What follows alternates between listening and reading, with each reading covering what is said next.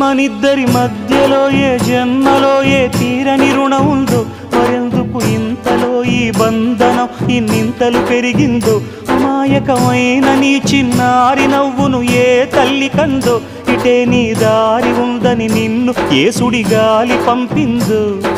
పాపం పుణ్యం దేవుడికెరుక, పేదకు దొరికిన బంగారు కణిక, పాలు వెన్నాలేవని అనక ప్రేమను తాగి పెరగవెసిలక. వలేసే పాడు లోకం కంటపడక ఉండు నాయనక, ఇలా నా గుండెలోనే గువ్వల కొలు ఉండిపోయింక. ఇటే పోస్తే ఎమున్నైనా నిలేస్తానే, మరింక ఏ కీడు నీ వంక రాలే.